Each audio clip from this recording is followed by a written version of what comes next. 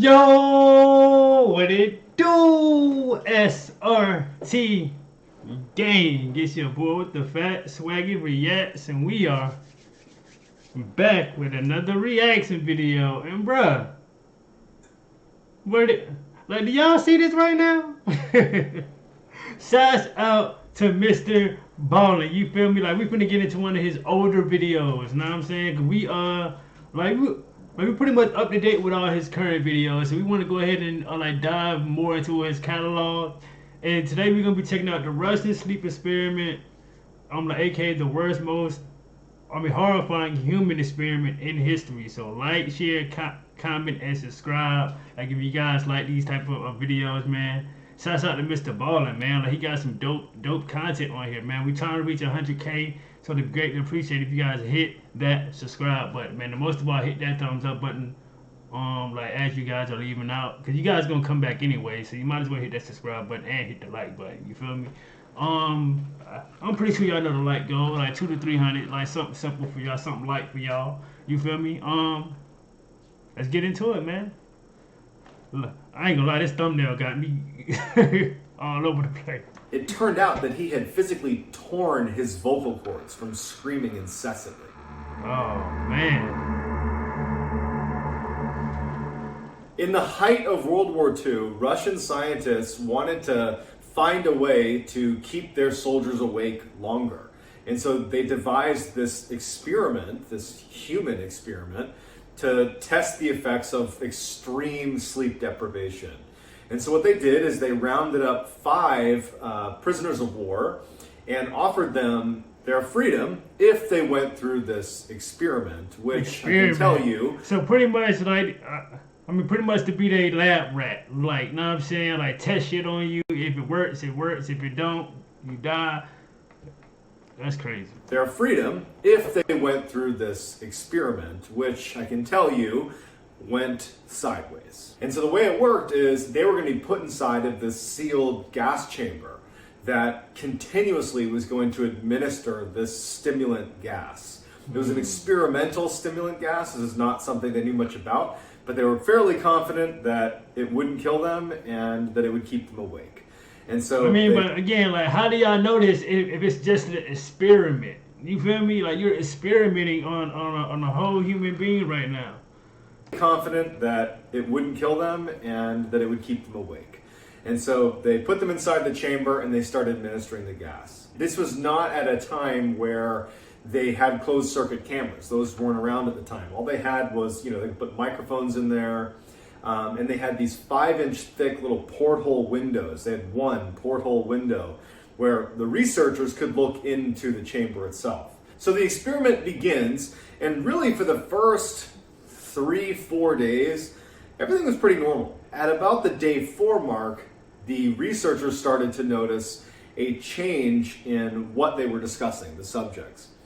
It went from kind of small talk over those first few days to fairly dark. They started talking almost exclusively about traumatic events that had happened to them in their life. And around the day 4 mark is when the subjects started complaining about being in this test at all. The first few days was filled with some optimism that this was their ticket out of the terrible situation they were in. And then it really turned into, this is a terrible situation. I think it was around the day 6 mark, the subjects stopped talking to each other completely. They became paranoid of the other subjects, and they went to their own sections of the chamber. And in the chamber they had places to sit, there was food, there was water, there was a bathroom, there was books in there to read. They kind of took up space inside of the chamber. They began... Giving yourself a tattoo? Just doodle. Yeah, like, let me know, like, if the audio is good as well, y'all. Taking the stage on karaoke night takes confidence. I don't know what's going on. It's hard to feel confident when you apply for a credit card. With Karma Confidence Technology, you can be more confident in your chance of approval for a good credit card before you even apply. Let me know.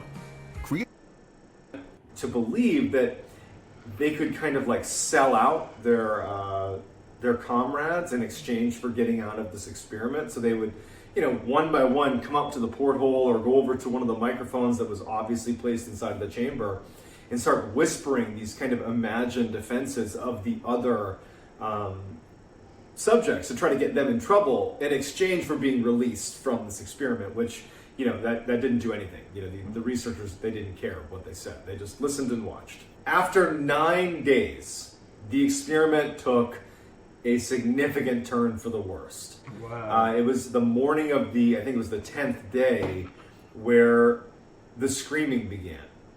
One of the test subjects began screaming.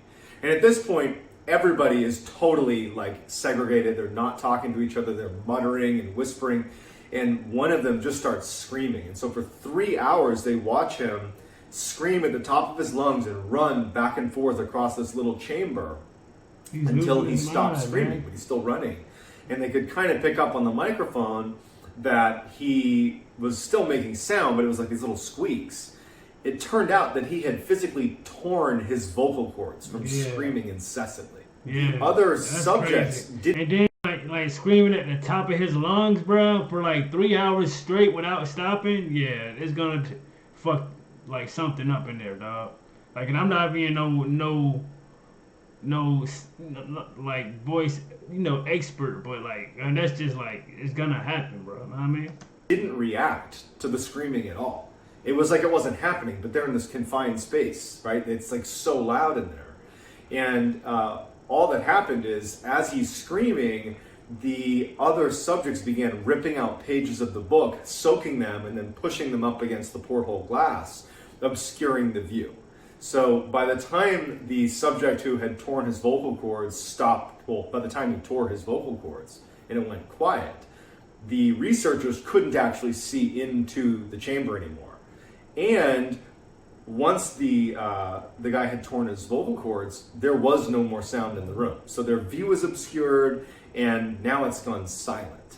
After 3 days of talking about what they're going to do, of complete silence in the room. Like, they can't see in, they can't, it's silent. They're monitoring the oxygen levels in the room, and based on oxygen consumption in the room, apparently they could tell that there were people in there, probably at least 4 or 5, that were breathing oxygen because it was being consumed. So they believed they were alive, but after 3 days of silence, which really didn't make any sense, they determined that, well, either our microphones are broken, and that's a problem, or there's something wrong with the subjects themselves. So they decide that they're going to use the intercom to reach out to the subjects and basically tell them that they're going to come into the room. Like, hey, you know, we're going to test the microphones. We're going to be coming into the chamber. You need to lay on the ground and not interact with us. If you comply, we will offer one of you immediate release and freedom. So there's silence. After they use the intercom, they decide to do that. They talk to the intercom, and one of the subjects, now to this point again, for 3 days it's been silent. And one of the subjects, clear as can be, talks into the microphone and just says, we no longer want to be freed. Whoa, and then they said they no longer want to be free, so they pretty much accepted their fate. But look at this, bro. B talks into the microphone and just says, we no longer want to be freed. And so the researchers were like, okay, I guess they're alive and our microphones work, so they don't go in. They stay out of the chamber. Silence continues all the way up until the 15th day, because, you know, the window's still obscured. 15th day? The subjects are not... Bro, like, they're pretty much, at this point, done. Bro, come on, bro. Come on, bro. Are they even feeding these guys? I don't know. Speaking, they're not muttering, they're not whispering, it's just silence. And on the 15th day, at midnight on the 15th day, they decide that the experiment was over. And so what they did is they flushed the room of the stimulant that had been continuously pouring into the room. They turned that off, and they replaced it with fresh air. And that's when they started hearing the screaming from the subjects inside of the chamber. They were begging them, the researchers, to turn the gas back on, pleading with them, like begging, please turn it back on, as if they were dying. And then they opened the chamber, and now they're laying eyes on the chamber for the first time since like the 10th day. So it's been like 5 days. And they're seeing the chamber with their own eyes for the first time, and it's straight out of a horror scene. 4 of the 5 subjects were still alive.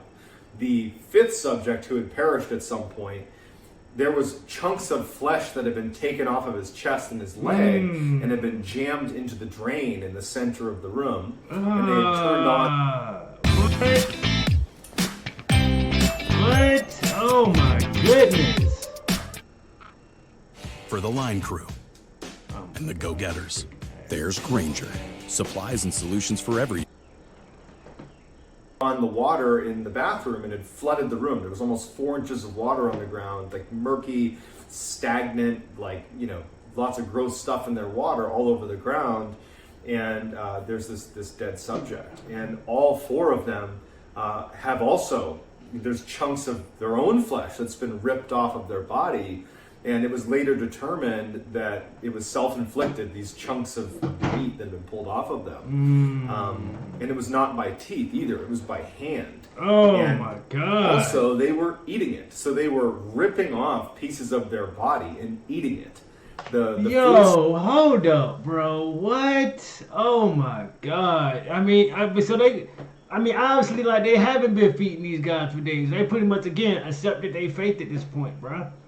Like, bro, like, we're here, like we're gonna die here eventually, one by one, bro. Like, this is, oh my God, dog. So they were ripping off pieces of their body and eating it. The food storage that was down there hadn't been touched in days. It was like they had all completely lost their mind and began eating themselves. These subjects did not want to leave the chamber. They just continued to beg for the gas to be turned back on.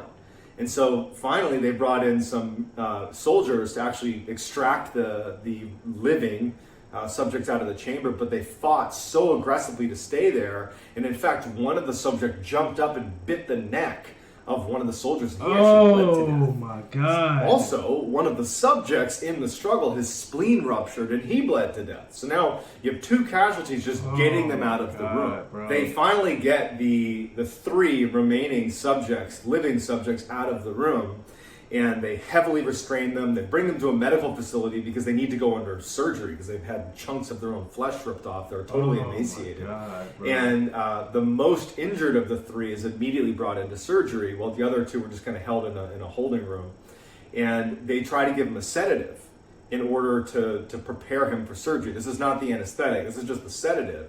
And it's like he's immune to it. You know, they give him a sedative, it does nothing. And he's just like resisting them, and he keeps begging to go back under the gas. And then finally they say, okay, well, we're just going to give him the anesthetic now. And when they bring it out and they tell him, we're going to give you an anesthetic and we're going to give you the surgery, he starts viciously fighting back. He does not want the anesthetic. He's pleading for them not to give him the anesthetic, that he must remain awake. He needs to remain awake, put me back under the gas. And in his struggle to not have the anesthetic given to him, he manages to tear one of the leather straps that was holding him down, so with an extreme amount of force. And then finally, when they give him the anesthetic, and they had to give him like 10 times the dosage or whatever just to get him to calm down, as soon as he fell asleep, he died. So after he passes away, they move on to the next worse off subject, the guy who had torn his vocal cords and couldn't speak. They bring him in for surgery, and he can't speak, but he's shaking his head because he doesn't want the anesthetic. He doesn't want to go under surgery, and he's fighting with them. And he actually just passes out from exhaustion. And he too, once he falls asleep, or I guess falls unconscious, he dies as well. So now there's only one. Bro, like, R.I.P. to the guys that already just lost their lives to this experiment gone wrong, bro. Like, that subject left. The other 2 that had lived to be pulled out of the chamber have now died as soon as they fell asleep, and the scientists don't have any idea why. Instead of bringing the last survivor into surgery, because now they've witnessed 2 surgeries end in death, they decide, let's put this guy back in the chamber and turn the gas back on, because apparently that's the one thing that's keeping these guys alive. And so in preparation for being put back into the chamber, they hooked him up with an EEG that basically measures your brain waves, which I guess they hadn't done to this point in the experiment. And so they put him in there. And what? So you ain't do all this in the middle of the experiment? You didn't check all their brain waves and how they're functioning? Like, you just had them in there, like, what? Which I guess they hadn't done to this point in the experiment. So they put him in there, and the scientists are watching the readout of the EEG, And they noticed that like his lines would just, inexplicably flatline and then go back to up and down and then flatline again. And one of them had the wherewithal to look at the subject as it's flatlining, and they could see that every time he closed his eyes, it was like he was micro sleeping, like these little blinks. Basically, every time he fell asleep for like a fraction of a second, it was like he was suffering a brain death over and over and over again. And as they're monitoring this, and they know what just happened to the other two, they died when they fell asleep. They're trying to rush to get the gas turned back on to keep this guy alive. But they didn't do it in time, and he eventually succumbs and falls asleep. And they can see, before he ultimately dies, that initially when he finally fell asleep, the EEG showed that he had fallen into a deep sleep. And then he flatlined, and his heart stopped, and he died. All of the subjects died, and no one really knows what killed them. Was it the sleep deprivation? Was it the gas? It could be a mixture of the two, but we'll never know. But either way, all of them died. Now, this is actually just a story, and there's no evidence to suggest that it's even true. But during that time frame in the 40s, during World War II, there were known cases of horrific, unethical human experimentation happening, like in the Japanese, that awful Unit 731. I would not suggest Googling that unless you got a really strong stomach. You had in the concentration camps, the German concentration camps, human experimentation was definitely happening. And obviously Germany and Japan are not Russia, but it was just in this era where human experimentation was definitely happening. So even if this particular story, the Russian sleep experiment, is not true, I wouldn't be shocked in the least if there wasn't a similar study done somewhere. Obviously, the results could vary dramatically, but I do think that it's certainly possible that something like this could have happened. We continue to study sleep and sleep deprivation, and really there's not much known about it. We don't even really know why we sleep. But we do know that you will die if you go without sleep. I think the longest any human went without sleep was like 18 days. And I can actually speak. What? So, for real? See, I never even knew that. I mean, I'm not doing that anyway. But I'm just saying, so like if you don't go to sleep, like you could possibly die? For real? See, yeah, right? I mean, like you learn something every day, you know what I'm saying? And this is an old video from him, so wow, I never knew that, yo. I ain't gonna lie to y'all. Sleep. I think the longest any human went without sleep was like 18 days? And I can actually speak from my own experience. I was a Navy SEAL for 7 years, and we go through something called Hell Week. Oh yeah, like, and I remember, like you guys told me that as well, that he was a Navy SEAL, but I knew that already though, cause like, know what I'm saying? Cause I could tell by his like little thumbnail thing in the corner, and by like the first time I seen him, I just knew he was like, part of something like this. Know what I mean? Experience. I was a Navy SEAL for 7 years, and we go through something called Hell Week in initial training, where over a period of 5.5 days, you sleep for a total of 4 hours. Not every night 4 hours, but a grand total of 5 days. You gotta stay up for 5 days. You only get to sleep for 4 hours total within the 5 days. Yeah, like that's hell. That's hell. 4 hours, and it's split up into two little chunks, 2 hours and 2 hours, and then there's like a 15-minute and 15-minute nap thrown in there too. And you really just lose your mind after 72 hours. I remember I was constantly hallucinating that when I was around my classmates, their head would turn into a big Rubik's Cube and start flipping around. And even when I got right next to them, their head would still be flopping around like a Rubik's Cube. And that's only 72 hours in. I can only imagine what would happen in 15 days. So that's going to do it. I hope you enjoyed the live. That's crazy, bro. Like, yeah. I think the longest that I stayed up was 27 hours. Like that shit sucked. Like so like a day and a half. Like that shit sucked. Like whatever. That's when I was working 3 jobs at the time, so I literally had to go to like one job to the other, then to my overnight, then back to the morning, afternoon. Like that was crazy to me, bro. Like I mean basically like 2 days, bro. Like that shit sucked. Like, I'm like, what was the longest that you guys had stayed up for? And I'm trying to let me know down in the comment section. Tell me how you guys feel about this. this on like Mr. Ballin video. Also like again, RIP to the guys that lost their lives, man. That did this experiment and like lost their lives, cause that sucks, man. I'm like, if you guys want more of like Mr. Ballin older videos, like let me know down in the comment section. We can definitely we probably gonna check it out anyway. It's just the fact on which one you guys want to see. You feel me? Like, share, comment, subscribe, gang, and make sure you guys are tuning in tomorrow when I drop another one for y'all, man. And SRT gang, I am out this thing, man. Let's get it.